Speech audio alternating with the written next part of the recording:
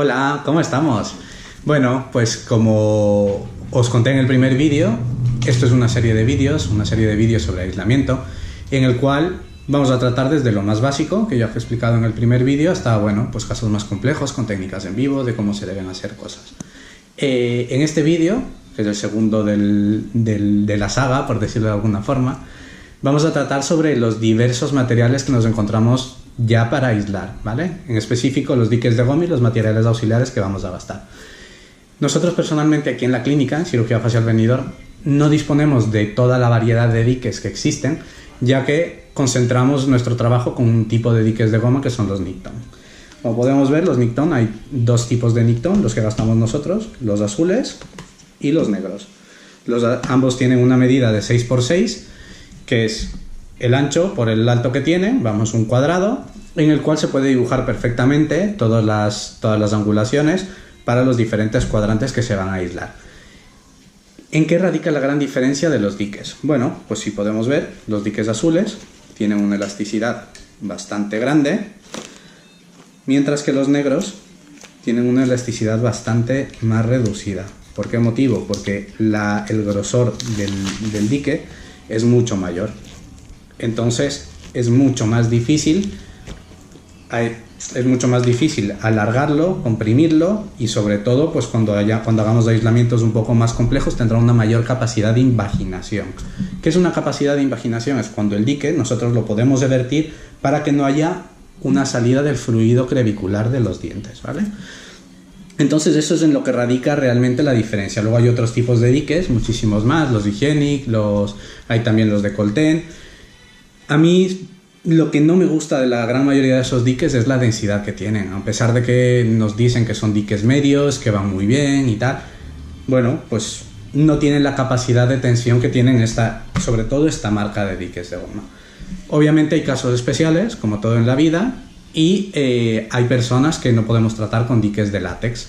Entonces, ¿qué utilizaremos? Utilizaremos diques de silicona.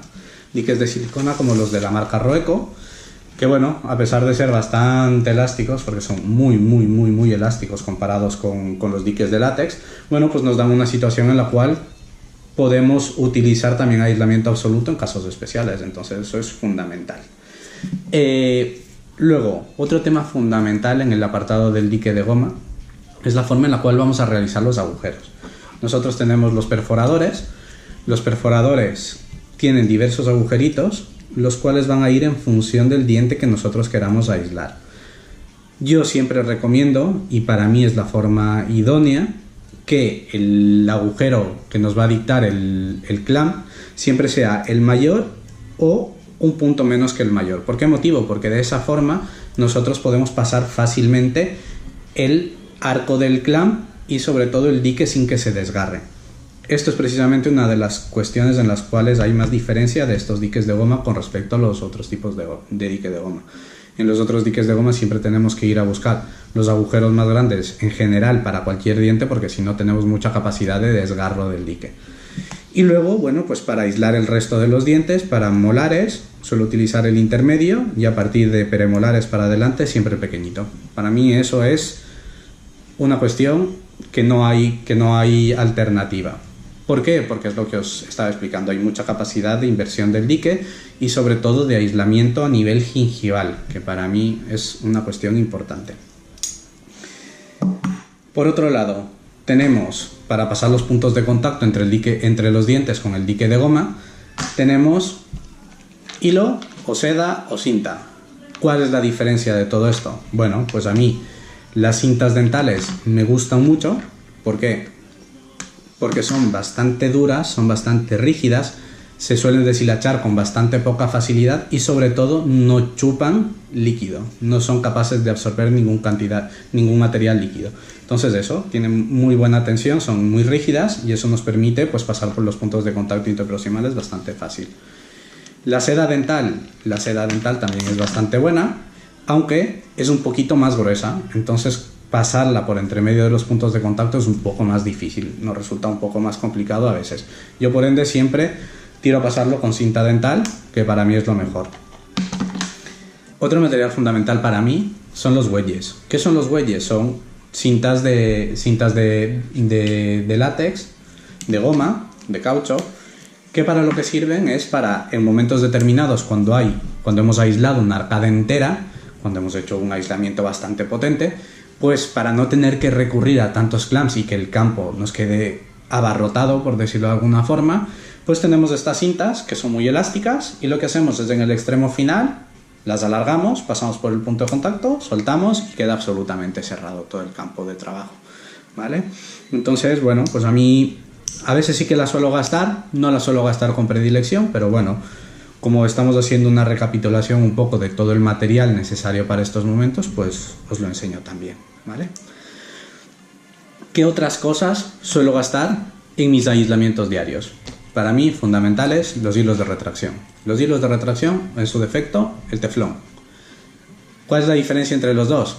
Los hilos de retracción, a pesar de que hay diferentes grosores, los podemos manejar muy bien, son bastante fáciles y estables. El principal problema es que se terminan mojando, se terminan humedeciendo y a la final el campo no está tan seco como debería estar. ¿Por qué se humedecen? Porque siempre tenemos el fluido crevicular. El fluido crevicular hace un depósito, una balsa, en la cual, bueno, pues al estar estos hilos metidos, pues van absorbiendo todo ese líquido que hay ahí.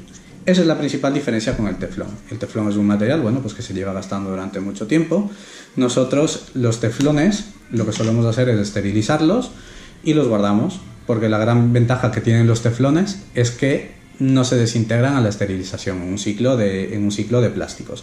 Entonces se pueden gastar muy bien y, sobre todo, no se mojan ni crean mayor humectabilidad alrededor del campo de trabajo, y eso para mí es importantísimo. Para mí es una de las cuestiones fundamentales, porque en el momento que tenemos un campo de trabajo humedecido, nosotros tenemos que o cambiar nuestra técnica, o cambiar nuestros adhesivos, o cambiar nuestros composites por otros que tengan cierto grado de aceptabilidad de humectancia en el momento del adhesivado o del trabajo. Por ese motivo, a mí directamente es que prefiero tener un campo completamente seco y sobre eso trabajar con facilidad y con estabilidad.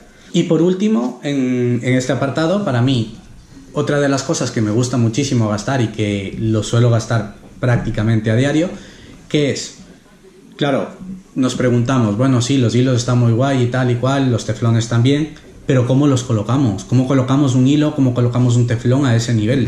Sobre todo, bueno, pues tomando en cuenta que estamos hablando de reconstrucciones un poco más complicadas, donde aparte del dique de goma que se supone que sella perfectamente, tenemos que recurrir a materiales extra para poder sellar esa zona.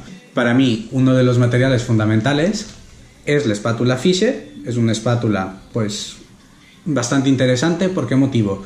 Porque es una espátula que tiene simplemente dos bordes con los cuales puedes ir empujando todo lo que son hilos o teflones dentro del surco gingival. Y si no es con esto, el otro material también es la sonda periodontal, la CPC-11, que es una sonda periodontal de toda la vida, que esto también nos ayuda, bueno, pues en cierta forma a ir empujando poco a poco el material, los hilos o en su defecto el teflón dentro del surco crevicular, y de esa forma tener un aislamiento óptimo. Con respecto a lo que es material básico de aislamiento, yo creo que hemos cubierto en su gran mayoría, intentando resumir al máximo, obviamente, todo lo que es materiales.